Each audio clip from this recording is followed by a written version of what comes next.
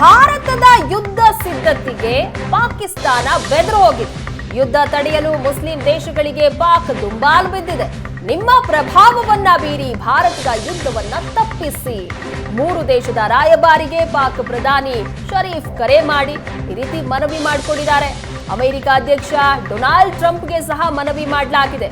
ಭಾರತ ಮಿತ್ರ ದೇಶಗಳಾದ Saudi Arabia, UAE, Kuwait, Pak ರಾಯಭಾರಿಗಳ ಜೊತೆಯಲ್ಲೂ ಸಹ ಚರ್ಚೆಯಾಗಿದೆ. ದಕ್ಷಿಣ ಏಷ್ಯಾದಲ್ಲಿ ಶಾಂತಿ ಸ್ಥಿರತೆ ಸ್ಥಾಪನೆಗೆ ಪಾಕ್ ಆಸೆ. ಪಾಕಿಸ್ತಾನ ಅಪಾಯಕ್ಕೆ ಸಿಲುಕುವುದು ನನಗೆ ಇಷ್ಟ ಇಲ್ಲ. ಪಹಲ್ಗಾಮ್ ಘಟನೆ ಬಗ್ಗೆ ನಾವು ಈಗಲೂ ಸಿದ್ಧ ಇದ್ದೀವಿ. 3ನೇ ತಟಸ್ಥ ದೇಶದಿಂದ ತನಿಖೆ ಆಗಲಿ ಅಂತ ಒತ್ತಾಯ ಮಾಡ್ತಿದ್ದಾರೆ. ಶಾಂತಿ ಸ್ಥಾಪನೆಗೆ ಕೆಲಸ ಮಾಡುವುದಾಗಿ 3 ದೇಶಗಳು ಭರವಸೆ ಕೊಟ್ಟಿದ್ದಾರೆ. ಈ ಬಗ್ಗೆ ಹೆಚ್ಚಿನ ಡೀಟೇಲ್ಸ್ ಕೊಡ್ತಾರೆ ನಮ್ಮ ಪ್ರತಿನಿಧಿ ಮಂಜು.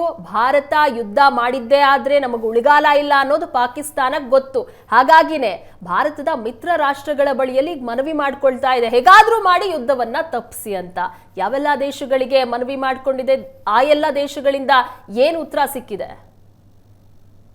ಪ್ರಗತಿ, ನೀವು ನೋಡ್ಬೋದು, ಅದರಲ್ಲಿ ಪಾಕ್ ಪ್ರಧಾನಿಗಳು ಮಾತನಾಡುವಂತಹ ಸಂದರ್ಭದಲ್ಲಿ ಶಾಂತಿ ಅನ್ನುವಂತ ಒಂದು ಪದವನ್ನು ಕೂಡ ಬಳಸಿದ್ದಾರೆ. ಇದು ಆಶ್ಚರ್ಯ ರೀತಿಯಲ್ಲಿ ಕಾಣಿಸ್ತಾ ಇರುವಂತದ್ದು. ಪಾಕಿಸ್ತಾನ ಮತ್ತೆ ಶಾಂತಿ ಸ್ಥಾಪನೆ ಈ 2 ಪದಗಳು ಒಟ್ಟೊಟ್ಟಿಗೆ ನಡೆದಿದ್ದು ಇತಿಹಾಸ ಬಹಳನೇ ಕಡಿಮೆ. ಯಾಕಂದ್ರೆ ಕೆಲವು ಪ್ರಧಾನಿಗಳಾದಂತ ಸಂದರ್ಭದಲ್ಲಿ ಭಾರತದೊಂದಿಗೆ ಒಂದು ಒಳ್ಳೆಯ ಸಂಬಂಧವನ್ನ ಉಳಿಸಿದ್ರು. ಆ ಸಂದರ್ಭಗಳಲ್ಲಿ ಮಾತ್ರ ಒಂದಷ್ಟು ವರ್ಷಗಳು ಶಾಂತಿ ಅನ್ನುವಂಥದ್ದು, ಅದರ ಬಗ್ಗೆ ಮಾತುಕತೆ, ಶಾಂತಿಗೋಸ್ಕರ ಮಾತುಕತೆ ಅನ್ನುವಂಥದ್ದು ನಡೀತಾ ಇತ್ತು.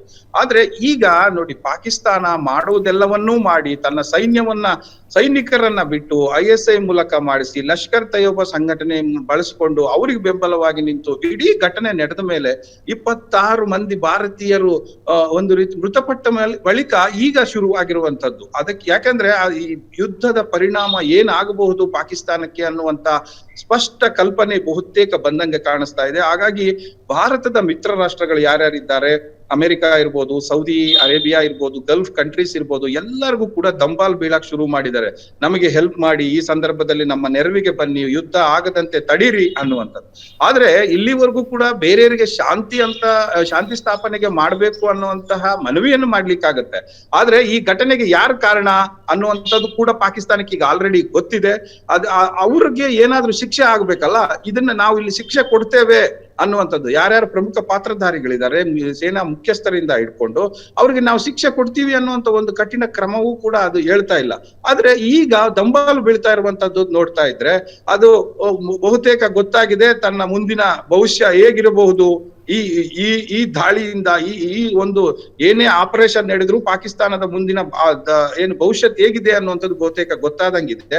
ಈ ಹಿನ್ನೆಲೆಯಲ್ಲಿ ದಂಬಾಲು ಬೀಳಲಿಕ್ಕೆ ಶುರು ಮಾಡಿದವೆ. ಆದ್ರೆ ಆ ರಾಷ್ಟ್ರಗಳು, ಗಲ್ಫ್ ರಾಷ್ಟ್ರಗಳು ಕೂಡ ಹೇಳಿರುವಂತದ್ದು ಶಾಂತಿ ಸ್ಥಾಪನೆಗೆ ಪ್ರಯತ್ನ ಮಾಡೋಣ ಅನ್ನುವಂತ ಒಂದು ಭರವಸೆಯನ್ನ ಕೊಟ್ಟಿರುವಂತದ್ದು. ಇದನ್ನೆಲ್ಲ ನೋಡಿದಾಗ ಒಂದು ರೀತಿ ಎಷ್ಟು ನಾಟಕೀಯವಾಗಿ ಪಾಕಿಸ್ತಾನ ಹ್ಯಾಂಡಲ್ ಮಾಡ್ತಾ ಇದೆ ಅಂತಾರಾಷ್ಟ್ರೀಯ ವೇದಿಕೆಯಲ್ಲಿ ಅನ್ನುವಂಥದ್ದು ಗೊತ್ತಾಗುತ್ತೆ. ಜೊತೆಗೆ ಇವರು ಪಾಕಿಸ್ತಾನದ ನಾಟಕ ಆಡಬಹುದು ಅನ್ನುವಂತ ಇದನ್ನ ಇಟ್ಕೊಂಡು, ಮುನ್ಸೂಚನೆಯನ್ನು ಇಟ್ಕೊಂಡು ಭಾರತ ಈಗ ಆಲ್ರೆಡಿ ಪಾಕಿಸ್ತಾನ ಮಾಡಿದಂತ ದುಷ್ಕೃತ್ಯ ಏನು ಮಾಡಿದೆ ಅದಕ್ಕೆ ಸಾಕ್ಷ್ಯಗಳ ಸಮೇತ ಈ ಎಲ್ಲಾ ದೇಶಗಳಿಗೂ ಕೂಡ ಕಳಿಸಿದೆ, ಅವರ ಜೊತೆ ಮಾತನಾಡಿದೆ, ಅವರ ಬೆಂಬಲವನ್ನು ಕೂಡ ಪಡ್ಕೊಂಡಿದೆ. ಭಯೋತ್ಪಾದನೆ ವಿರುದ್ಧ ಹೋರಾಡಿ ಇದಕ್ಕೆ ನಮ್ಮ ಬೆಂಬಲ ಇದೆ ಅಂತ ಬಹುತೇಕ ದೇಶಗಳು ಭಾರತಕ್ಕೆ ಹೇಳಿರುವಂತದ್ದು, ಮತ್ತೆ ಅದರ ಜೊತೆಗೆ ಬೆನ್ನೆಲುಬಾಗಿ ನಿಲ್ತೇವೆ ಅನ್ನುವಂತ ಬೆಂಬಲವನ್ನು ಕೂಡ ಭಾರತದ ಪರವಾಗಿ ಸೂಚನೆ ಕೊಟ್ಟಿದೆ.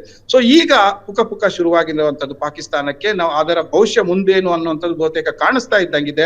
ಹಾಗಾಗಿ ಇದು ಒಂದು ಹೊಸ ನಾಟಕವನ್ನ ಶುರು ಮಾಡಿದೆ. ಮಂಜು, ಹಾಗೆ ಸಂಪರ್ಕದಲ್ಲಿರಿ.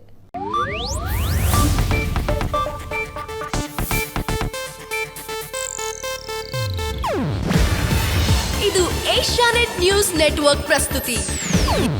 ನೀವು ನೋಡ್ತಿದ್ದೀರಾ ಏಷ್ಯಾನೆಟ್ ಸುವರ್ಣ ನ್ಯೂಸ್.